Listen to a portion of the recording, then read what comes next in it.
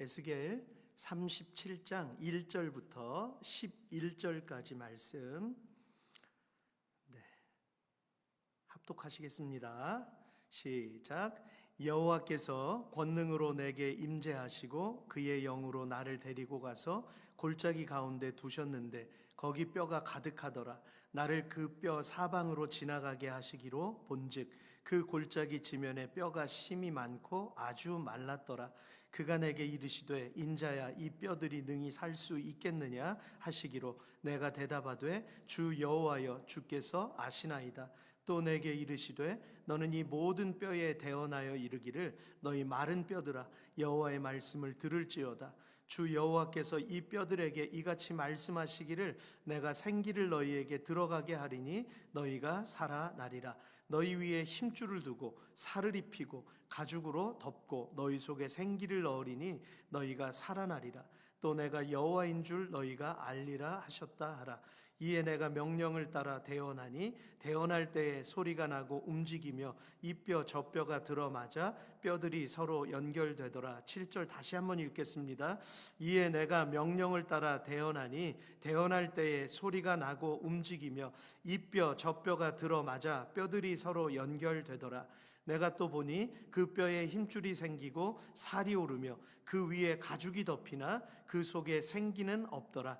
또 내게 이르시되 인자야 너는 생기를 향하여 대언하라. 생기에게 대언하여 이르기를 주 여호와께서 이같이 말씀하시기를 생기야 사방에서부터 와서 이 죽음을 당한 자에게 불어서 살아나게 하라 하셨다 하라. 이에 내가 그 명령대로 대언하였더니 생기가 그들에게 들어가매 그들이 곧 살아나서 일어나 서는데 극히 큰 군대더라.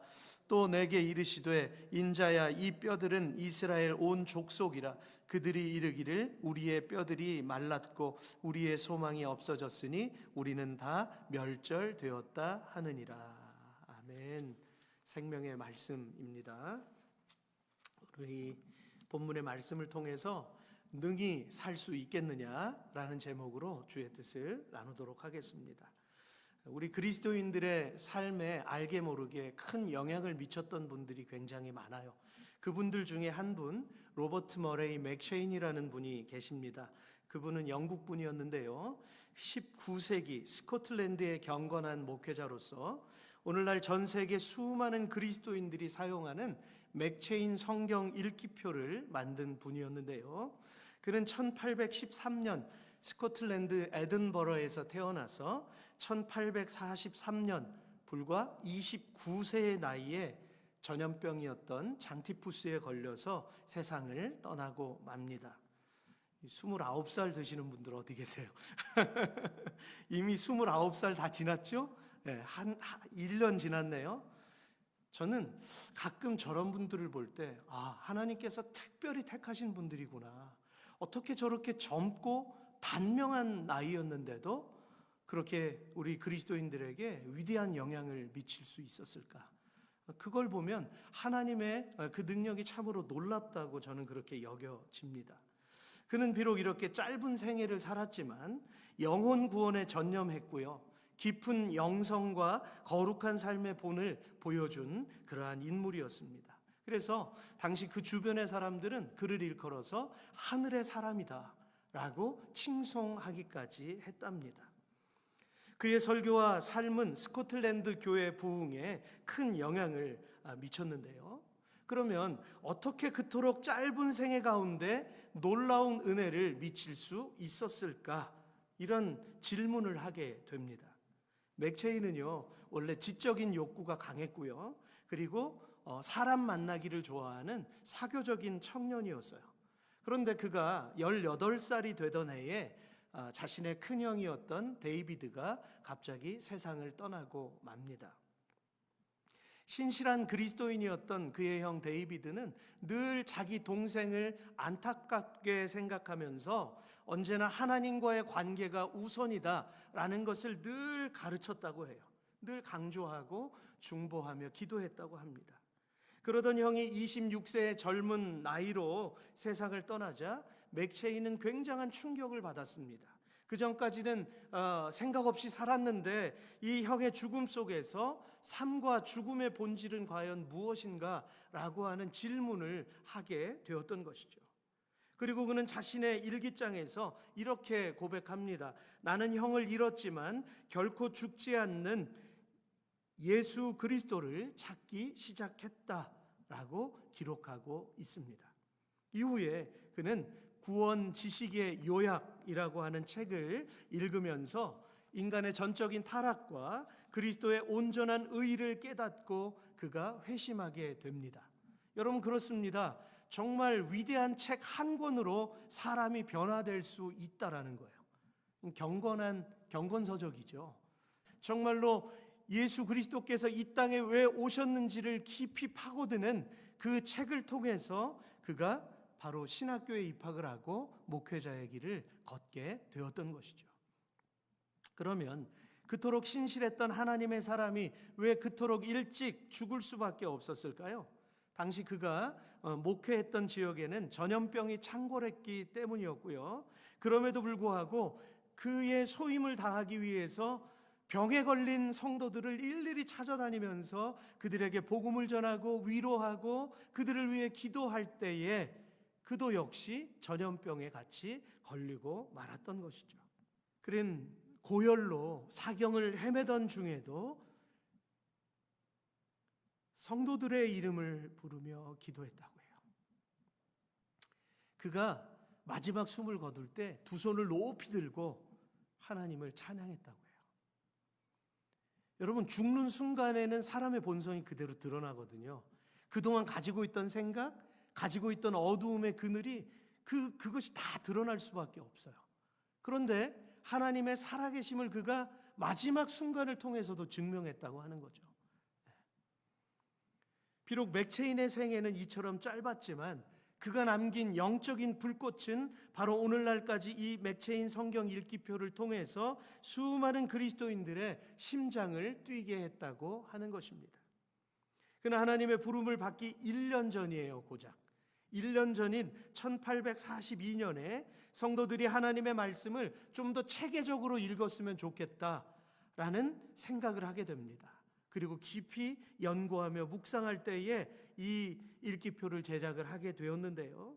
이것이 전 세계 성도들에게 있어서 위대한 유산이 될 줄은 그 자신도 꿈에도 생각하지 못했을 것입니다.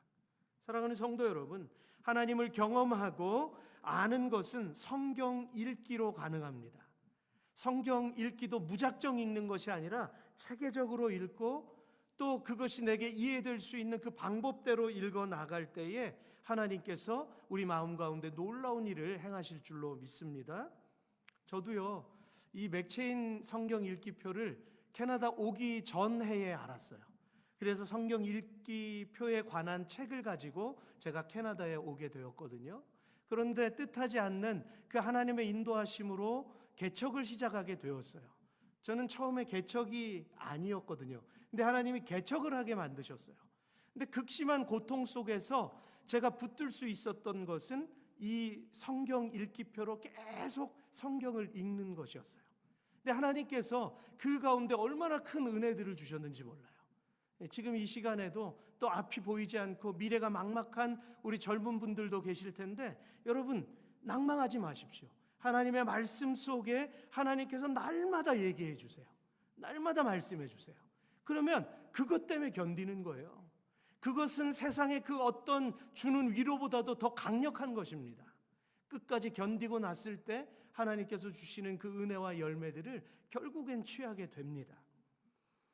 여러분, 20세기 대표적인 복음주의 설교자였던 로이드 존스 목사님이나 위대한 신학자로 일컬어지는 존 스토트 목사님 같은 분들도 평생 그들의 생애를 이 성경 읽기표를 통해서 계속해서 하나님의 말씀을 채워 나갔다고 합니다.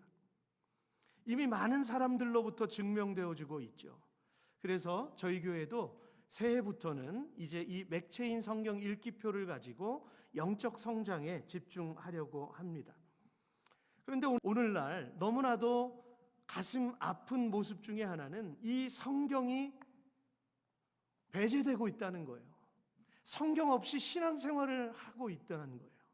어떤 시스템을 쫓아서 어떤 분위기, 감정적인 것에 매몰되어서 냉철하게 하나님의 말씀을 읽어야 됨에도 불구하고 그 깊이 있는 말씀은 배제된 채 사람의 감정에 호소하는 그러한 일들이 오늘날 얼마나 많이 일어나고 있는지 모릅니다. 그렇기 때문에 오늘날 드러나고 있는 이 우상들, 공산주의와 유물론이 이 교회 안까지 스며들어서 지도자건 평신도들이건 할 것 없이 하나님의 말씀이 우선이 되어야 되는데 개인적인 사상이 더 우선이 되어서 말씀이 길을 잃어버리는 이러한 현상 가운데 우리가 살아가고 있다는 거예요. 말씀 따로, 내 사상 따로, 내 계획 따로, 하나님의 뜻 따로. 여러분, 이것이 가능합니까? 맥체인은요, 온전히 그의 생애를 하나님의 말씀을 따라갔어요. 저도 그렇게 되기를 소망합니다. 여러분들도 그렇게 되기를 주의 이름으로 축복합니다. 하나님의 말씀이 나를 이끌어야지 내 의지로 말씀을 끌어가는 것이 되어서는 안 됩니다. 내 계획으로 말씀을 이끌어서도 안 됩니다. 내가 필요한 것만 말씀 속에서 찾는 것도 안 됩니다. 하나님께서 내가 뜻하지 않은 말씀을 내게 끄집어 내주시고 하나님께서 하나님의 말씀의 지팡이로 나를 때리실 때에 내가 변화되며 내 인생을 그때 하나님의 빛을 쬐며 내가 나아가게 될 줄로 믿는 것입니다. 디모데전서 6장 5절에서 분명히 말씀하시듯이 단 한 가지 이유 때문이에요. 이 세상이 왜 그렇게 휩쓸려 갈까요? 마음이 부패하여지고 진리를 잃어버려 경건을 이익의 방도로 생각하는 자들의 다툼이 일어나느니라. 송구영신 예배 때 말씀 카드 뽑기 하잖아요. 여러분, 그것도 여러분들이 주의하셔야 합니다. 이것이 내가 이 짤막한 한 말씀으로 어떤 하나님께서 새해 주시는 그 유일한 것으로 요 한 말씀만 생각해서는 안 돼요. 여러분들이 이 말씀을 받잖아요. 그러면 전후의 문맥도 보셔야 되고요. 이 말씀이 내게 어떤 것을 요구하시는지를 우리가 깊이 묵상하고 나아가야 합니다. 그냥 단지 세상 사람들이 요구하는 것처럼 그냥 하나 내 가슴에 품고 어떤 부적처럼 이렇게 가는 것이 아니고요. 물론 우상 숭배자들도 무당들도 하나님의 그 진리를 따라서 행하는 거예요. 흉내내는 거예요. 여러분, 우림과 둠밈이 있잖아요. 그죠? 하나님의 뜻을 깨닫는 제비뽑기, 그런 것처럼 우리가 생각할 수도 있는데 여러분, 이 말씀을 여러분들이 깊이 묵상하며 우리가 나아가야 될 줄로 믿습니다. 세상은 경건의 재료로 사용한다는 거예요. 성경을 이익의 재료로 사용한다는 거예요. 여기서 조금 저기서 조금. 그래서 내가 원하는 것에 뜯어 맞추는 거죠. 저도 조심스러운 겁니다. 그래서 말씀을 준비할 때 내가 원하는 말씀을 전하려는 것인가? 아니면 하나님께서 성도들에게 주시기를 원하는 그 말씀을 내가 찾고 있는 것인가? 여러분들이 저를 위해서 기도 많이 해주셔야 합니다. 하나님께서 원하시는 뜻을 전하는 그러한 목회자가 되도록 기도해 주셔야 돼요. 오늘 한국의 많은 크리스찬들이 방황하고 있습니다. 내가 이 교회를 계속 다녀야 될까? 진리가 아니고 엉뚱한 것을 자꾸 이야기하는데 다녀야 될까 말아야 될까? 이런 고민을 하는 분들이 너무 많이 생겨났어요. 어떤 분들은 상관없이 살아가겠죠. 그러나 하나님의 말씀에 찔림을 받는 이들은 적어도 선한 양심 때문에 계속해서 고민하고 갈등하는 거죠. 여러분, 바라기는 주님의 말씀을 경건의 재료로 사용하지 않기를 원합니다. 그래서 온전히 주의 말씀은 내 발의 등이요 내 길의 빛이니이다. 말씀이 앞서가시고 내가 그 말씀을 붙잡고 따라가는 삶이 되기를 원합니다. 이 마음이 부패하여진다는 것을 NIV 버전으로 보니까요, People of corrupt mind 이렇게 표현되어 있습니다. 마음이 타락해서 순수성을 잃어버리고 오염된 상태, 쉽게 말하면 썩어 있는 상태라고 이야기하는 거죠. 썩은 심령으로 어떻게 하나님의 말씀을 받겠습니까? 눈이 가려워져 있는데요, 볼 수가 없는데 어떻게 하나님의 뜻을 깨달을 수 있을까요? 그렇기 때문에 그러한 눈으로 하나님의 말씀을 볼 때에는 진리를 발견하지 않게 되고요, 그 안에서 오히려 사람이 좋아하고 사람이 원하며 요구하는 것만 찾게 되는 것이죠. 그러므로 정작 중요한 것은 무엇입니까? 그것은 복음이며 한 생명이 사망의 그늘에서 벗어나서 살아계신 하나님을 만나고 경험하며 구원을 얻게 되는 것 아니겠습니까? 내 속에, 지난번에도 한번 제가 말씀드린 것 같아요. 감정적으로는 내가 도저히 내 지금 현실적인 상황 가운데에서는 기뻐할 수 없는 그러한 상황이라 할지라도 하나님께서 내게 주신 믿음을 붙들고 내가 끈질기게 기도하며 예배하는 것, 그것 역시 은혜로운 예배라고 하는 것입니다. 그래서 그때 하나님께서 역사하세요. 말씀의 모든 것이 이러한 구원을 이루신 예수 그리스도께 초점을 맞추고 있고요, 성령께서는 갈망하는 한 사람 한 사람의 영적인 눈을 뜨게 하시는 것입니다. 그런데 충격적인 것은 성경을 인간의 철학과 인문학과 그리고 사상이라는 프레임을 가지고 그 틀에 맞춰서 해석을 하고 전하는 잘못된 사람들로 인해서 전능하신 하나님을 마치 우상처럼 격화시켜버리고 있다라는 것입니다. 저는 성경이라는 말을 저는 좋아합니다. 아니, 우리 성도님들도 성경이란 말을 사용하시기를 원합니다. 오늘날 성서라고 자꾸 공공연하게 이렇게 부르는 이들이 있어요. 좀 있어 보이잖아요. 성서하면 좀 교양 있어 보이나요? 여러분, 성서는 책으로 격화시키는 거예요. 하나님의 말씀을.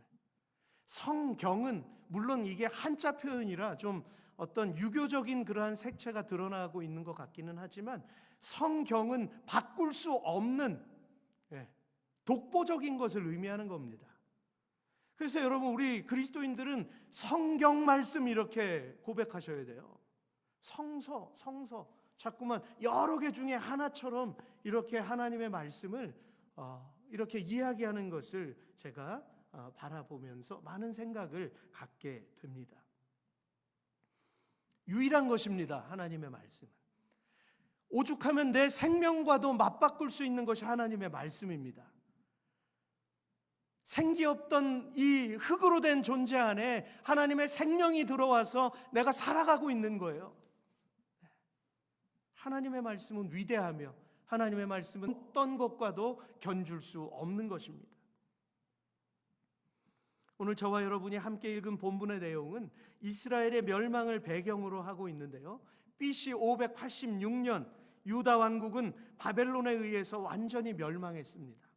왕과 수많은 백성들은 포로가 되어서 바벨론으로 끌려갔습니다. 그 위대한 다윗 왕국이 누가 상상이나 했겠습니까? 또한 에스겔 자신도 제사장의 신분이었지만 포로로 끌려가서 그발 강가에 앉아서 처량한 신세가 똑같이 되어 있었다라고 하는 사실이에요. 그러한 상황 가운데에서 누가 이스라엘의 소망을 품겠습니까? 그죠? 그런데 하나님께서 찾아오셨어요. 그리고 에스겔에게 말씀하십니다. 음성을 들려주시는 거예요. 11절입니다. 또 내게 이르시되 인자야, 이 뼈들은 이스라엘 온 족속이라. 그들이 이르기를 우리의 뼈들이 말랐고 우리의 소망이 없어졌으니 우리는 다 멸절되었다 하느니라. 이것이 이스라엘의 현실이었습니다. 사람으로서는 아무도 이 죽어있는 영혼들을 일깨울 수가 없었던 거예요. 어느 날 이스라엘 백성들에게 들이닥친 이 멸망이라는 민족의 현실 앞에서 그들이 선택할 수 있었던 것은 아무것도 없었습니다. 어째서 그 백성들은 바벨론의 침공을 통해서 이런 극단적인 인생의 위기를 마주해야 했을까요? 여러분, 지금 한국 상황은요 굉장히 심각합니다. 어떤 한 가지 사상에 몰입되어 있는 사람들은 그거 바라볼 수 없겠지만 넓게 바라보고 있는 사람들은 이미 다 알고 있어요. 제2의 IMF가 온다는 경고를 계속해서 외신들이 계속 보내고 있습니다. 그런데 그런 것이 방송에서 전혀 나오지 않아요. 정치나 경제나 사회적인 모든 부분이 계속해서 이전보다 더 쇠락하고 있는 그러한 우리 조국의 현실이 되고 있습니다. 왜 이러한 현실을 마주할 수밖에 없을까요? 왜 이렇게 이스라엘의 멸망과 같은 이런 엄청난 위기 속에 우리가 서 있어야만 할까요? 답은 한 가지밖에 없어요. 하나님을 떠났기 때문입니다. 하나님의 뜻을 떠났기 때문입니다. 하나님의 뜻을 버렸기 때문입니다. 보여지는 번영 앞에서 사람들이 자꾸만 합리화시키고 혼합주의적이 되고 하나님의 뜻보다는 사람의 계획이 믿음의 공동체 안에서 서게 되고 끈질기게 기도하는 것은 사라져버리고 주의 나라를 위해 외치는 그 함성 소리는 어느새 줄어들고 보암직한 것들에 사장되는 그러한 모습들을 우리가 마주하게 되는 것이죠. 하나님의 뜻과 상관없이 신앙생활을 할 수 있습니다. 10년이고 20년이고 하나님께서 말씀하시는 거 듣지 않으면서도 교회에 다닐 수 있습니다. 과연 그 인생이 세상에 살아가는 하나님을 모른 채 살아가는 사람들과 다를까요? 별반 다르지 않습니다. 제가 맥체인 성경 읽기표를 여러분들에게 이제 권장해 드리는 것은 새해 말씀에 집중했으면 하는 그런 마음을 하나님께서 주셨어요. 어려우면 어려울수록 힘들면 힘들수록 더 말씀을 읽기 위해서 몸부림을 치는 그러한 저와 여러분들이 되기를 원하는 것입니다. 오늘 민족의 위기가 있습니다. 이제까지 기도를 통해서 세워져 왔던 이 나라의 근간이 뒤흔들리고 있는데도 불구하고 많은 그리스도인들이 잠자고 있고 침묵하고 있다는 사실이에요. 1천만 그리스도인들을 자랑했잖아요, 한국교회가. 수십만 명의 선교사님들을 보냈잖아요. 그랬던 영적인 나라가 어떻게 오늘과 같이 이렇게 비교될 수밖에 없는 형국으로 되어져 버렸을까요? 여러분, 오늘 이 침묵 속에서 저와 여러분들은 하나님의 뜻이 어디에 있는지를 계속 물으셔야 될 줄로 믿습니다. 그리고 계속해서 내 삶 속에서 고백하고 주변 사람들에게 이야기하고 하나님의 나라를 위해서 우리가 계속 세워져 가야 하는 것입니다. 왜 침묵할까요? 이 일은 하나님의 일과 상관이 없다고 생각하기 때문이에요. 교회와 상관이 없다고 생각하기 때문이에요. 그렇지 않나요? 그런데 여러분, 이 미국 같은 나라나 우리 대한민국이나 어떻게 이렇게 하나님을 믿는 신앙이 그렇게 엄청난 능력을 경험할 수 있었을까요? 그것은 다른 데 있지 않습니다. 나라의 근간이 신앙을 끈질기게 붙들고 계속해서 기도하던 민족이었기 때문이에요. 그런데 그러한 자유로움 속에서 이러한 것들이 다 사라져버리면 여러분 무엇이 남게 될까요? 오늘 성경에서 보여주시는 이런 마른 뼈와 같이 될 수밖에 없습니다. 생기 없는 마른 뼈가 될 수밖에 없다라고 하는 것입니다. 하나님께서 현실을 바라보라고 하면 바라보아야 합니다. 그런데 현실을 외면하고 자꾸만 내가 보고 싶은 것만 보려고 하는, 그것은 이기적인 신앙 아닌가요? 신앙의 양심을 저버린 것 아닌가요? 로마서를 계속해서 읽어보면 여러분 양심이 깨어질 수밖에 없습니다. 분명히 이 말할 수 없는 현실과 부딪힐 수밖에 없는 거예요. 하나님께서는 에스겔을 통해서 현실을 보게 하셨어요. 봐라, 이것이 지금 이 멸망당한 이스라엘의 현실이다 라고 하는 것을 하나님께서는 신랄하게 보여주신 것입니다. 참담한 광경이죠. 이렇게 엄청나게 많은 뼈들이 골짜기 안에 쌓여 있었다는 것, 이것이 그들의 영적인 모습이었습니다. 에스겔은 권능으로 임재하셔서 자신을 인도하신 하나님을 따라 그 뼈들 사이로 지나갈 때에 하나님의 음성을 듣습니다. 어떻게 할 때예요? 하나님 말씀에 순종해서 그 골짜기로 내려가서 뼈들 사이로 지나갈 때에 하나님께서 말씀하셨다는 거예요. 인자야, 이 뼈들이 능히 살 수 있겠느냐? 여기서 하나님께서 에스겔에게 Son of Man, 사람의 아들아, 인자야 라고 부르신 이유가 무엇일까요? 그것은 죽은 뼈를 살리실 수 있는 권능은 사람에게 있지 않다라는 것입니다. 오직 나 창조주 하나님에게만 있느니라, 스스로 있는 나 여호와에게만 있느니라, 그것을 에스겔에게 똑바로 각인시켜 주시는 것이죠. 특별히 여기에서 살다라는 뜻은 단순히 살아있던 상태 그대로 사는 것을 이야기하지 않고요, 이미 생기가 떠나버린 지 오래된 그냥 물건, 물체일 수밖에 없는 그것이 다시 살아나서 그 생명이 소성케 되는 그것을 오늘 말씀하고 있는 것이죠. 여러분, 그것이 그것으로 될 수 있느냐라고 지금 에스겔에게 묻는 것입니다. 이런 참담한 상태가 이렇게 바뀔 수 있을 줄을 믿느냐? 오늘 우리의 말할 수 없는 참담한 현실이 하나님께서 붙드시면 놀라웠게 변화될 수 있겠느냐라고 물으시는 것입니다. 그것이 가정의 문제이든, 그것이 여러분 개인의 미래에 관련된 문제이든, 그것이 우리 교회에 붙들고 있는 소망이든, 내가 이렇게 될 줄을 믿느냐라고 하나님께서 우리에게 물으시는 것입니다. 여러분, 그렇게 될 줄로 믿습니다? 네. 아까 기도해 주셨는데 하나님께서 이렇게 멋진 자리를 준비해 주셨잖아요. 이제 채워지는 일이 남았습니다. 기대가 되지 않으십니까?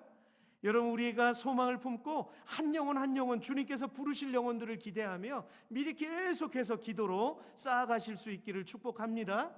네. 하나님께서 이루십니다. 당시 에스겔이 가지고 있던 마음은 어떤 것이었을까요?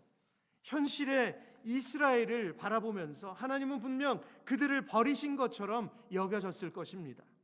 하지만 하나님께서는 에스겔이 그 절망스러운 상태를 바라보며 슬퍼하라고 그 뼈를 보여주신 게 아니에요.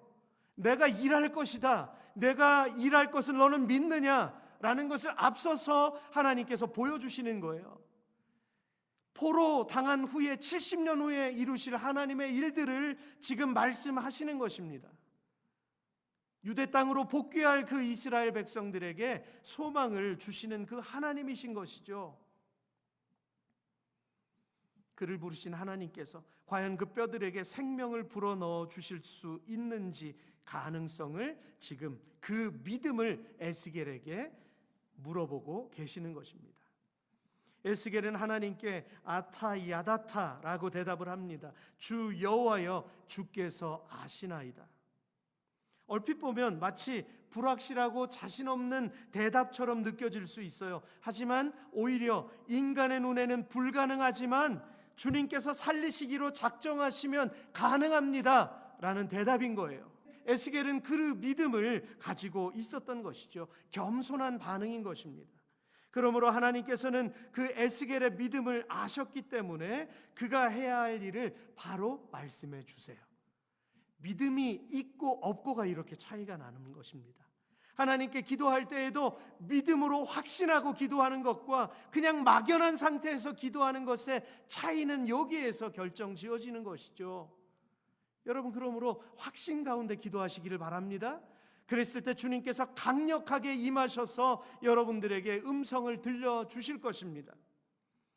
오늘 본문 4절로 6절까지 말씀 함께 읽겠습니다. 시작. 그러자 그분께서 내게 말씀하셨다. 이 뼈들에게 예언하여라. 그들에게 말하여라. 마른 뼈들아, 여호와의 말씀을 들으라. 이 뼈들에게 주 여호와가 이렇게 말한다. 내가 너희 안에 생기를 들어가게 할 터이니 너희는 살게 될 것이다. 내가 너희에게 힘줄을 붙이고 그 위에 살을 붙이고 그 위에 살갗을 덮고는 너희 안에 생기를 불어 넣을 것이다. 그러면 너희는 살게 될 것이고 내가 여호와임을 알게 될 것이다. 아멘. 하나님께서 원하시는 것은 이 말씀이에요. 너희는 내가 여호와임을 알아야 한다. 하나님 이것을 원하시는 거예요. 네가 선 곳은 거룩한 곳이니 내 신을 벗어라. 하나님께서 모세에게 말씀하셨잖아요. 오늘 마찬가지로 저와 여러분들에게 하나님께서 말씀하십니다. 내가 이제 일할 것이니 이 거룩한 곳에서 내 더러운 신을 벗고 온전한 믿음으로 내게 나와라. 우리 하나님 이렇게 요구하고 계십니다.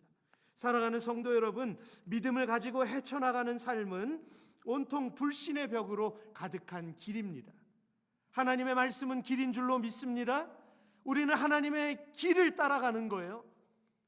그리고 불신앙은 오로지 눈에 보이는 증거를 찾아서 만족을 얻으려고 하지만 하나님께서는 그 불확실 너머에 있는 자신의 전능하신 능력을 바라보기를 원하시는 것입니다. 정말 절망적일 때는 아무것도 없어요. 사면이 다 막혀 있어요. 정말 당장 내일을 연명할 그럴 능력조차 없어질 때가 있었어요. 그러나 하나님께 기도할 때 하나님께서 일하시는 것을 경험합니다. 그러면 손뼉을 치면서 아, 하나님 이렇게 살아계시는군요 라는 고백을 하게 되는 것이죠. 앞에는 시퍼런 물이, 뒤에는 그 병거 소리가 그 쥐축을 뒤흔들고 있을 때 이스라엘은 얼마나 공포스러웠을까요? 그런데 믿음의 사람 모세가 지팡이를 내밀었을 때 예측할 수 없었던 물 가운데 길이 벌어지는 것 아니겠습니까? 우리 하나님은 그 능력을 오늘 이 시대를 살아가는 그리스도인들인 저와 여러분들에게 나타내기를 원하세요. 그런데 그 믿음을 원하는 이들이 점점 더 줄어들고 있다는 사실이에요. 하나님을 믿는 신앙이 나를 위한 것이 되고 하나님의 영광을 위한 것이 안 되기 때문에 오늘 교회 안의 역사를 우리가 마주할 수 없는 것이죠. 그러므로 나는 쇠하여질지라도 내게 주어진 것들이 사라진다 할지라도 여러분 새해에는 정말 하나님을 붙들고 하나님의 말씀 안에서 놀라운 일들을 경험하실 수 있기를 주의 이름으로 축복합니다. 아멘입니다.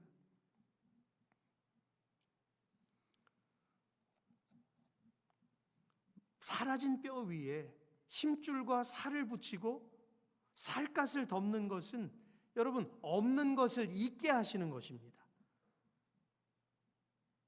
사람의 지식으로는 도저히 이해할 수 없는 일들이 지금 일어나고 있는 것이죠. 왜입니까? 그분은 창조주이시기 때문입니다. 여호와 이레의 하나님이시기 때문입니다. 여러분 이 세대를 바라보시길 바랍니다. 오늘은 어제와 같지 않고요. 우리가 추억하고 있는 그 과거의 일들이 미래에 일어나리란 보장이 없습니다. 앞으로 우리가 살아갈 세상은 어떤 세상이 될지 우리는 알지 못합니다. 장담할 수 없습니다. 하지만 그런 세상마저도 바라보게 하시는 하나님이십니다. 아멘이시죠? 하나님이 바라보게 하시는 세상인 거예요, 지금. 역사의 주관자는 하나님이십니다. 이렇게 끌어가시는 분도 하나님이십니다. 마귀가 중간중간에 우리를 조소하고 우리를 실망시키고 좌절하게 만들지라도 전체 역사를 주관하고 계시는 분은 하나님이신 거예요. 우리는 마른 곳에서 생명이 피어나게 하시는 하나님의 능력을 민수기에 기록된 한 사건에서 우리는 확인할 수 있는데요. 어느 날 이스라엘 백성 중에서 고라와 다단과 아비람이라고 하는 이 세 사람이 모세와 아론을 대적합니다. 그리고 그 뒤에는 그를 따르는 지휘관들 250명과 함께 그들이 모세와 아론을 둘러싸고 있어요. 그들이 왜 반기를 들었냐면 당신들만 하나님이 같이 하십니까?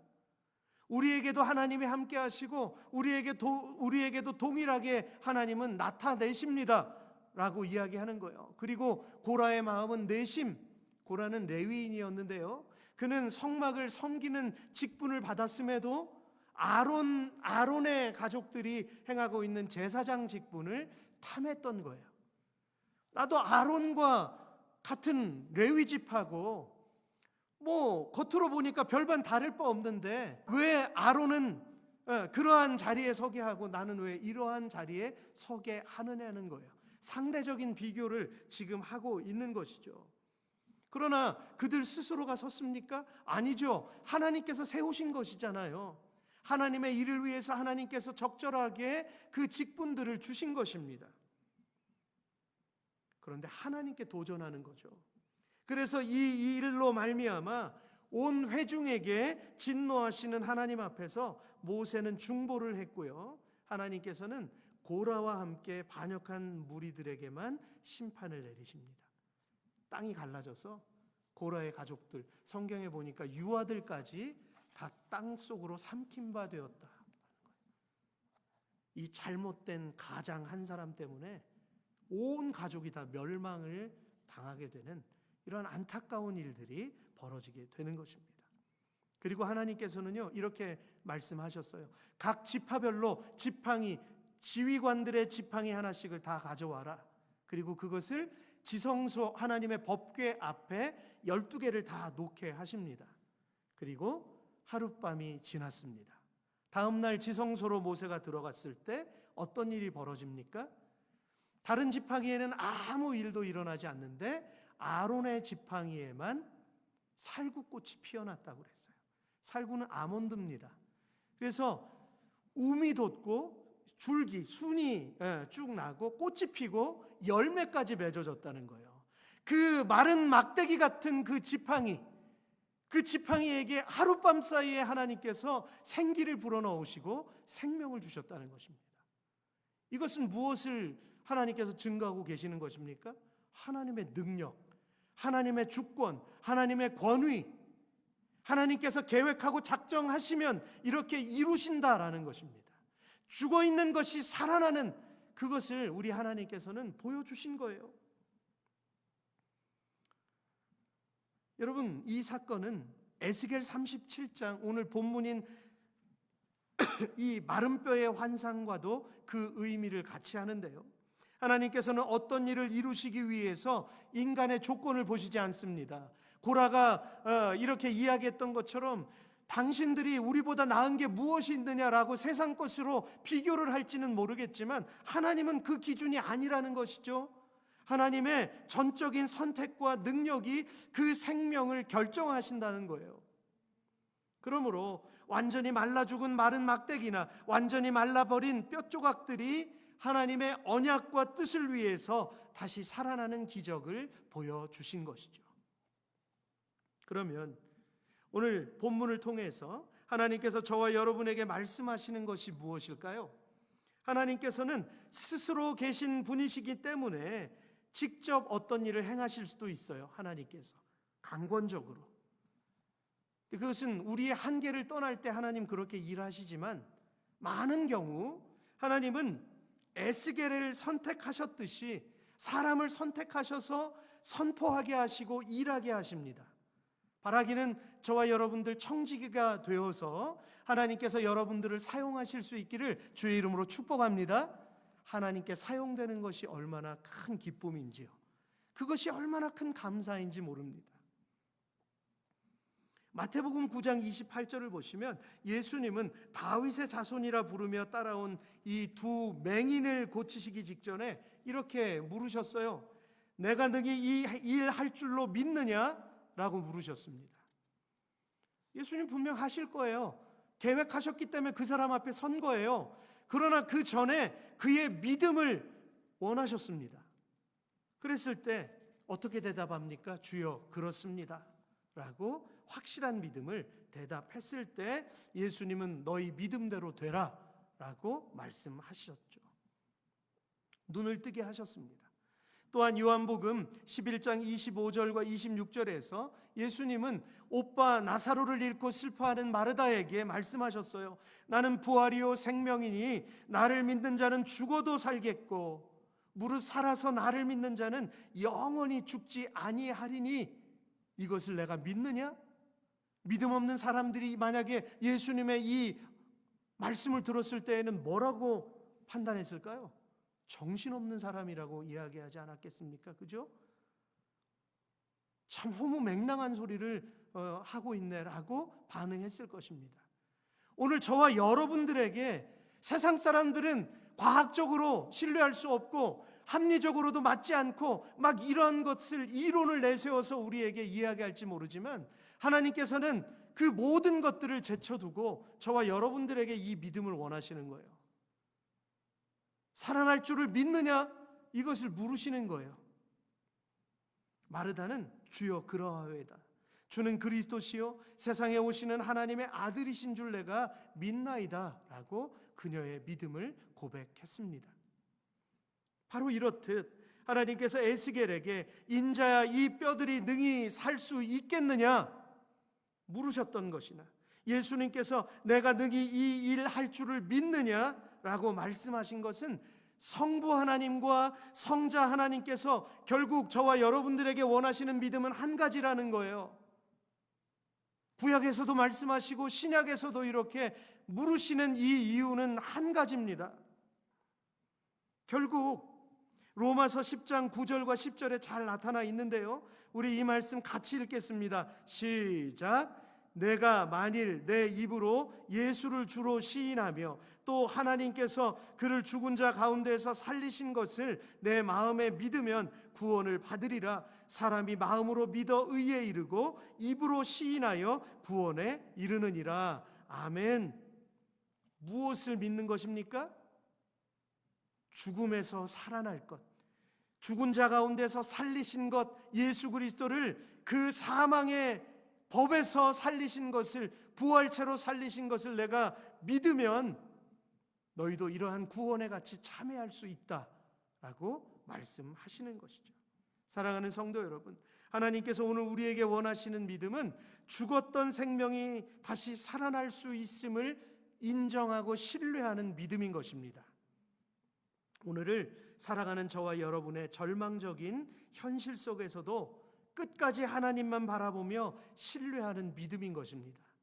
당장 내일 내가 원하는 내 눈앞에 펼쳐질 그러한 상황들이 암울하게 느껴진다 할지라도 절대로 이 믿음의 끈을 놓지 않고 그 구원의 하나님을 신뢰하는 믿음, 그것을 우리에게 오늘 요구한다라고 하는 것이죠.